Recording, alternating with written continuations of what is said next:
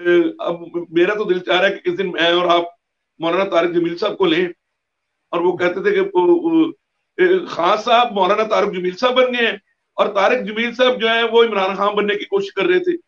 ये चेंज हुआ है ना, वो कारोबारी बनना कर रहे थे, परफ्यूम बेच रहे हैं, वो नाले परांदे बेच रहे हैं, वो टोपियां बेच रहे हैं, 2,500 रुपए की टोपी बेच रहे हैं तो तारिक जमील साहब।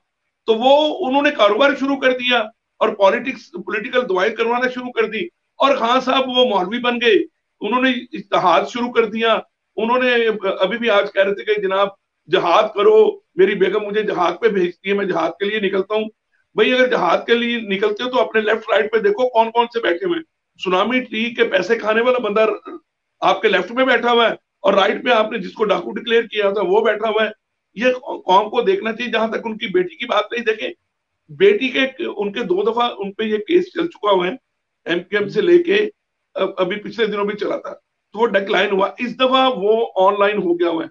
इस दफा जो बैरिस्टर हैं जो कैनेडियन शरीयत के हामिल हैं, उन्होंने जो एक डॉक्यूमेंट लिया है वो बड़ा खतरनाक डॉक्यूमेंट है जी। कि आज से 15 साल पहले खान साहब ने गार्डियनशिप की एक लेटर दिया अपनी अंडरटेकिंग से कि मैं गार्डियनशिप से विड्रॉ करता हूं, और आइंदा ये खातून जो है उनकी आंटी जो है वो गार्डियनशिप में होंगी।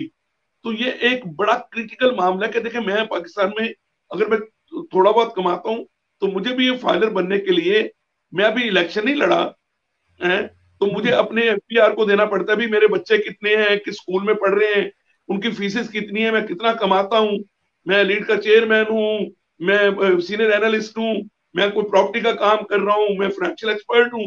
तो मुझे एक एक चीज बतानी पड़ती है, आपको भी बतानी पड़ती होगी बाहर बैठ के वहां पे स्वीडन में। तो बिल्कुल यहाँ सर। पे खान साहब ने अपनी उस बच्ची का जिक्र ही नहीं किया जो आजकल उनकी एक्स वाइफ के पास, जो पहली बेगम है उनके पास वो मौजूद है, वो अपने भाइयों के साथ रह रही हैं, उसकी डिक्लेरेशन ना करना। तो ये एक बहुत बड़ा केस है।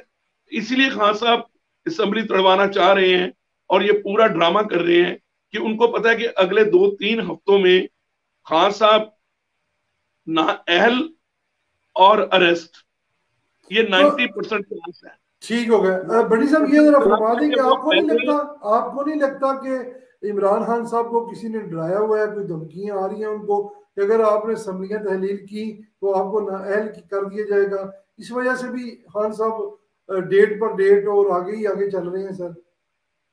नहीं देखें उस्मान, आपको अभी तो बहुत सारी चीजें मीडिया पे ऑन एयर हो चुकी हुई हैं कि आपको पता है कि वो अंसार अब्बासी ने भी कह दिया, वो खबर दे दी कि बाजवा साहब के दौर में इमरान खान साहब के जो केस था, फॉरेन फंडिंग केस को डेफर्ड करवाया गया, वो भी फैज हमीद साहब के थ्रू। अब तो नाम भी सामने आ चुके हैं, जी हमें जो रिटायर्ड लोग हैं उनके नाम लेने में कोई हर्ज नहीं है इस वक्त आपके प्रोग्राम में। जी। तो खान साहब को तो वो बचाने वाले लोग थे, खान साहब के वो मोहसिन लोग हैं, खान साहब उन्हीं को गालियां दिए जा रहे हैं। यही मोनसलाई ने कहा था। तो आज भी उन्होंने गाली, एक तरह से गाली गलूची की है ना, कि जानवर कह के बुलाया, कि न्यूट्रल कह के वही लफ्ज बार बार, अब तो बाजवा का नाम भी ले रहे हैं। तो लिहाजा खान साहब को तो बचाया उन्होंने, हुआ था। खान साहब ने तो आज से साल पहले अरेस्ट हो जाना था। क्या खान साहब आइन शिकन नहीं है? खान साहब ने असेंबली तोड़ के आइन शिकनी नहीं की, उन पे तो आर्टिकल 6 टीजन का केस बनता है अगर ये गवर्नमेंट चाहे तो।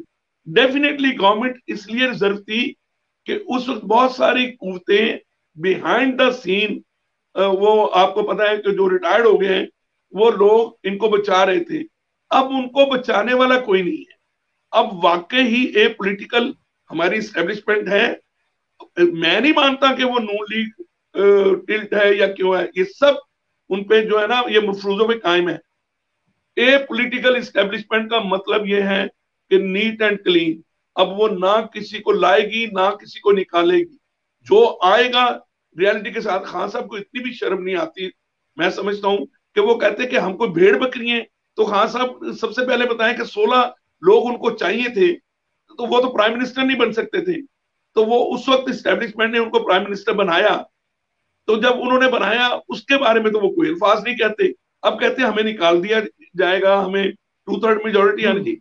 ये खान साहब की अपनी अरेस्ट ना होने से बचने के लिए कि मैं बच जाऊं और ना अहल वो हो चुके हुए, आपको पता है ना, अहल तो हो चुके हुए, वो भी इलेक्शन कमीशन ने किया है एक हल्के में। अब डेफिनेटली उन्होंने ना अहल होना ही होना है, उन पे बहुत सवियर जो है वो चले चले, हीट वक्त वक्त आता है तो फिर पता करने चलता है नाअहल होते हैं या क्या होता है क्या नहीं होता, क्योंकि बहुत सी इस वक्त जो है वो